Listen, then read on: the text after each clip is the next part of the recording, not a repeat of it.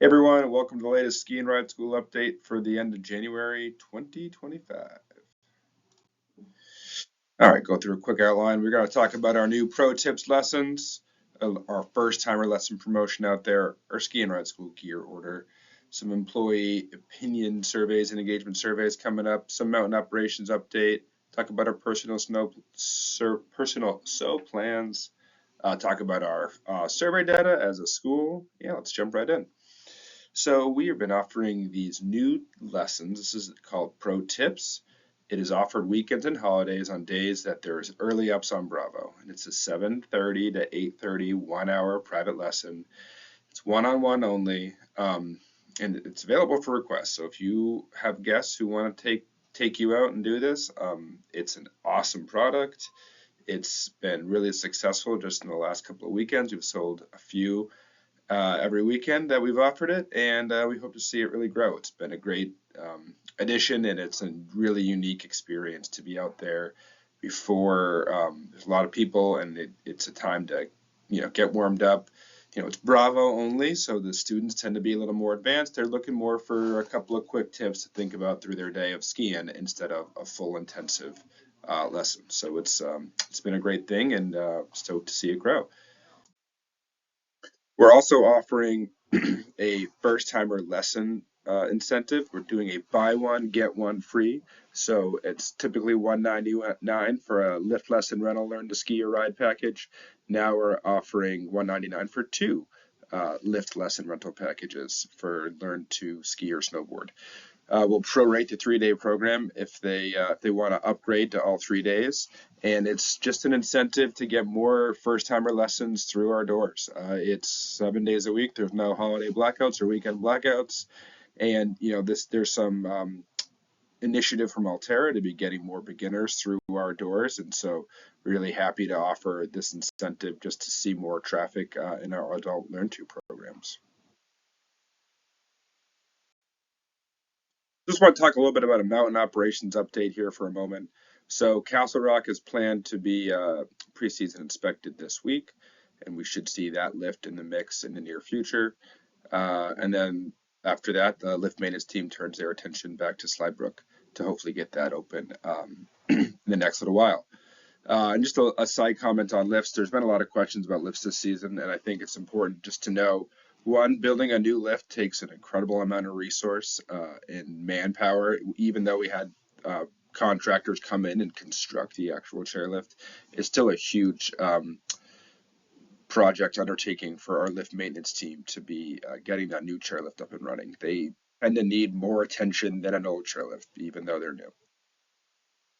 And then the other piece is that just like your car, lifts need to be inspected every year. There's annualized maintenance, and when you have a huge project like Heaven's Gate installation going on, all those other projects, annual stuff, the whole timetable shifts. And so they're still finishing up preseason inspections with the state on those lifts. They've had a lot of work on them over the summer, so that should go pretty quick to get them spinning and open to the public. Snowmaking, on the snowmaking side, it's wrapped up on Mount Allen. They're putting the snowmaking equipment away on that side. Everything that needed to get hit got hit, and we're hoping to continue to see some more natural fall over there. And but snowmaking is wrapped up. They're building Sugar Run Park this week, and all the final pieces of the season are coming together on that side. On the Lincoln Peak side, we're still seeing some snowmaking on Steins and Coffee Run. We're going to see some thin spots. I think they're hitting downspout today. I'm sure we'll see some more snowmaking on Snowball at some point this season. All the points in the springtime that we see melt out first. We'll see some work to preserve some of that terrain. And then we will still see snowmaking at some point on Slowpoke for the Slowpoke Terrain Park. Time is running out to get your gear order in. Jason, who one of our instructors, who also works at a print shop, puts this together for us, and really stoked. We are going to close the order on Friday, or this weekend. So please order as soon as you can. We want to make sure we get a good size order going, and makes it a little easier for him. And there's some great gear in here. So if you're interested in getting something, push the, you can use this QR code to scan, and yeah, hopefully you guys get some shirts. It's good. It's a great design, and thanks, Jay, for putting it together. So upcoming, we have our employee engagement survey. So this is our annual employee survey. And there's always a lot of questions around it, and it doesn't start for a few more weeks, but I wanted to just get ahead and talk to everyone about it ahead of time so we're prepared for when the survey does come.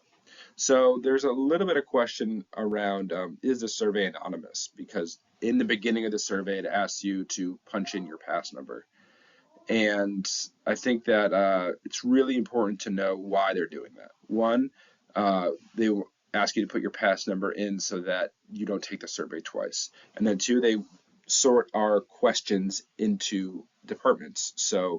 Um, so that we know, okay, this is what ski and ride school is thinking, okay, this is what lift operators are thinking, etc. That's how they're sorted, is through your pass number.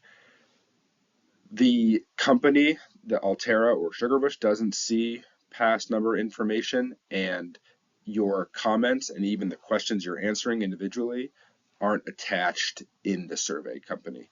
And so this is distributed, operated by a third-party survey company where they're specifically, like, this is what they do on employment surveys. And it's important to know that, like, your response is anonymous, and we really want to hear from you. The comments are read by all levels. Everyone at Sugarbush reads all the Sugarbush comments. Not everyone. All the management level and above read all the comments and feedback given. And I know that the Altera leadership spends quite a bit of time in each resort reading comments.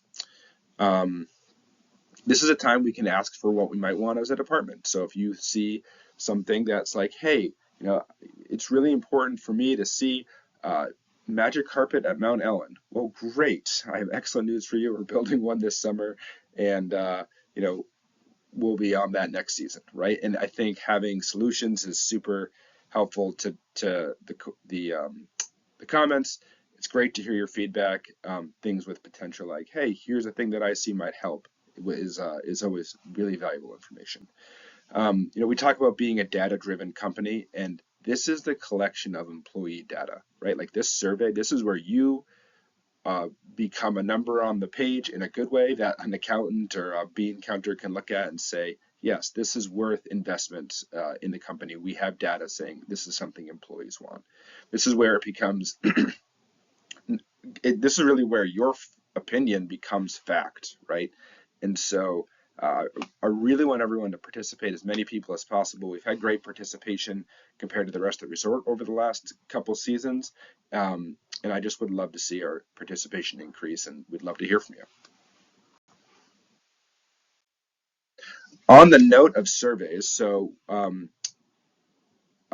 go through all the numbers on the page here in a minute. I think the first thing I want to talk about is actually this thing at the bottom of the page. We get a lot of questions about people, oh, hey, can I see my flake survey data? Can I see my customer survey data? And this is a screenshot, and these numbers might be hard for you to read if you're looking on a phone. This is a screenshot of our training feedback, right? And this is an example of what's going on for for surveys.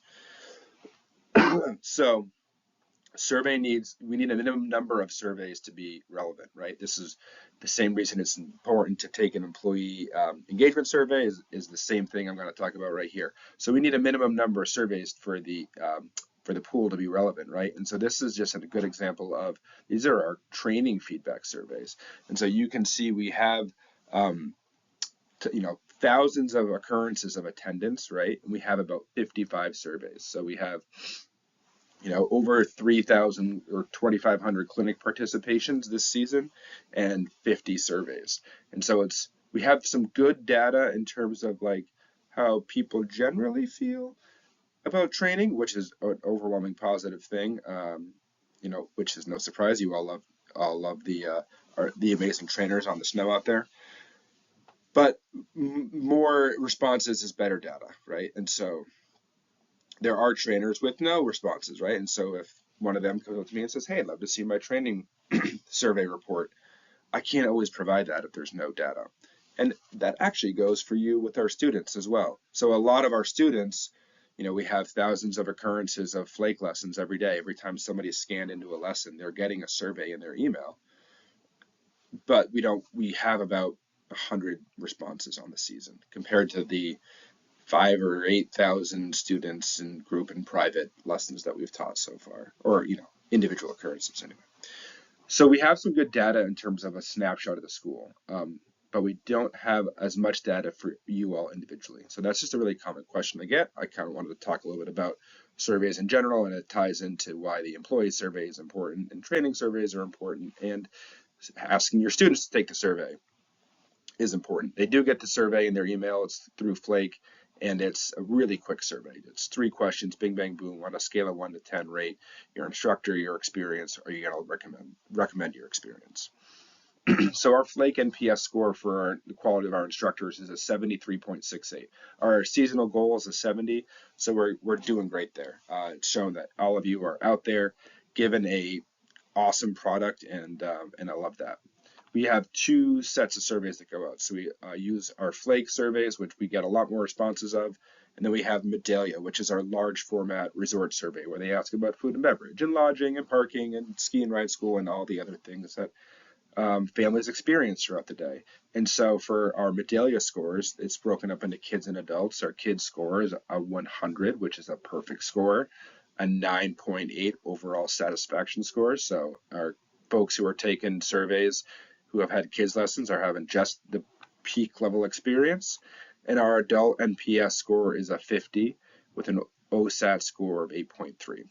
And the 50 means that 50 is still a great score.